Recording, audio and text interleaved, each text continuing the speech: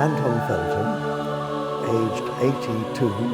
I live in Israel and I study Jewish history. Jews, Horns and the Devil is a history of how Jews got horns and what happened to that indelible image once it was fixed in the European mind, how it comes through in the imagery of fascism and can be seen today in the cartoons in some of the Arab press.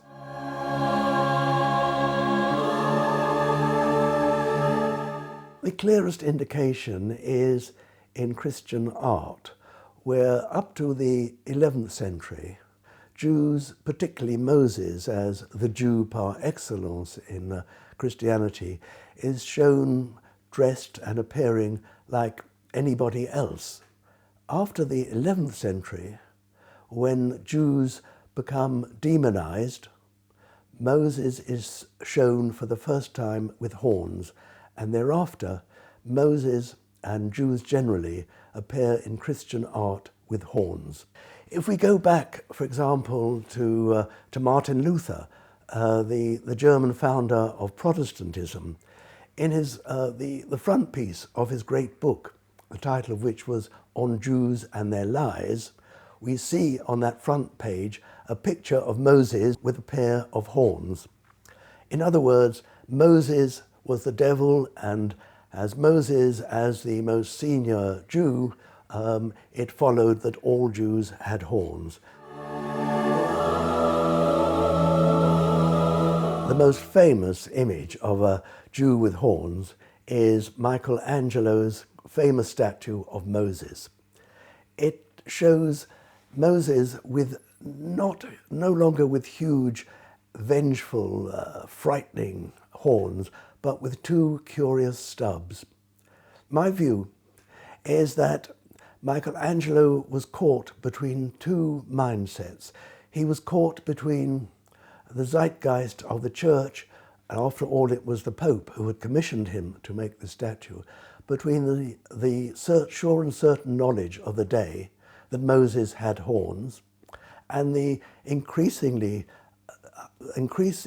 sense that in the early Enlightenment, that animal horns couldn't possibly grow on human heads. What Michelangelo did as a humanist and as a famous sculptor was to compromise between the two belief systems. So his Moses does not have fearsome antlers, but has two funny little stubs.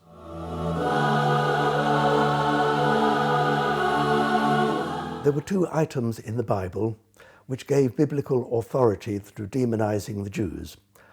One was the citation from John, from the Apostle John, who said, quote, "You are of your father the devil, and your wish is to do his will," unquote.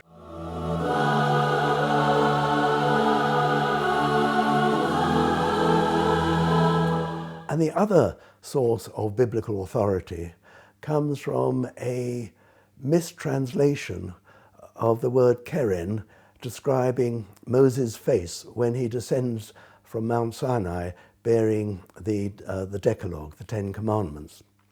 The original Hebrew of keren has two meanings. One is the physical meaning of actually describing animal horns, and the second meaning is a metaphoric meaning of grandiose, radiant, illuminating. The original translator of the Bible, Saint Jerome, who is the patron saint of translations and whose Bible is still the official Bible of the Catholic Church, made it very clear in his writings that the word keren should be used in its metaphoric meaning of radiant. Moses descended carrying the Ten Commandments with a radiant face, as whose face would not be radiant were he not to have confronted Hashem.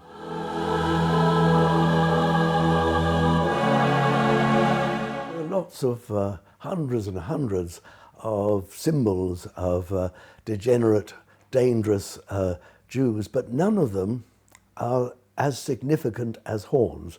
It's one thing to draw an ugly face with a huge big nose, but you're still drawing a human being.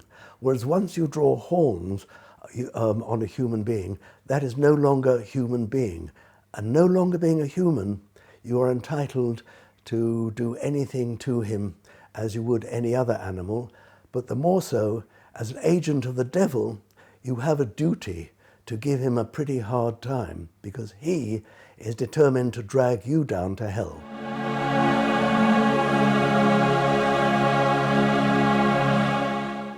This particular image I find very interesting because it presents the Talmud. The problem for so many of the cartoonists is that the Bible, the Jewish Bible, the Old Testament, is an essential part of Christian theology. So in the Middle Ages, the Talmud became the prime victim, and hundreds of copies of the Talmud were destroyed. We show the Jewish devil, of course, with his horns, and he is sitting on all his victims. We can see the bodies of the victims writhing in the background.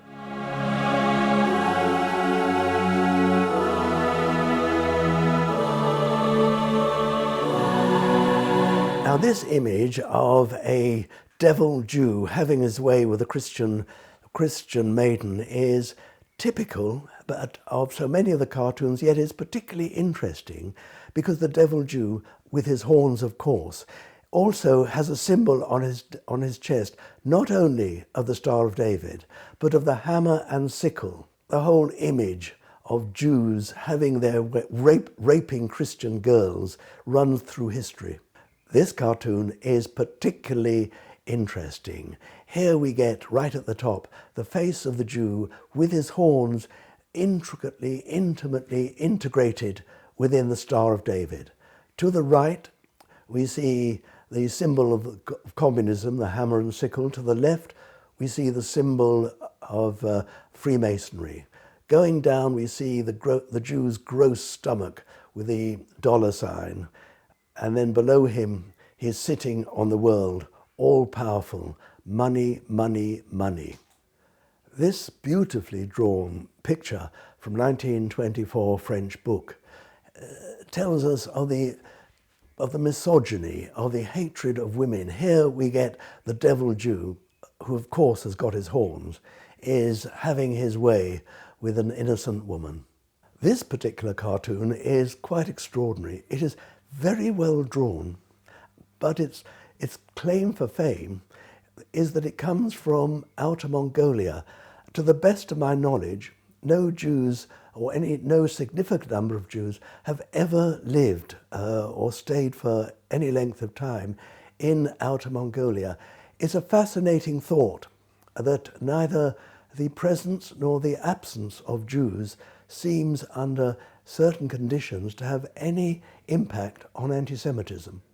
This particular cartoon comes from a website in Norway, and it is replete. It couldn't be more filled with images of death and destruction and pain and horror, and at the same time it couldn't be anything other than caused by a Jew. Just look at his two horns, look at the Star of David, look at the atom bomb, look at the murder, death and destruction.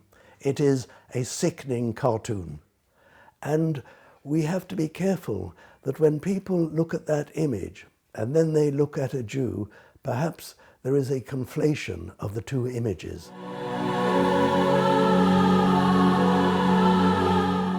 There's a cartoon with an image of an angelic Jew entering a gas facility and then coming out as a murderous horned devil. What I found particularly upsetting about that was that we have one Jew coming in and one Jew coming out, images of one, whereas the reality is that 6.5 million Jews went in and not more than 500,000 came out.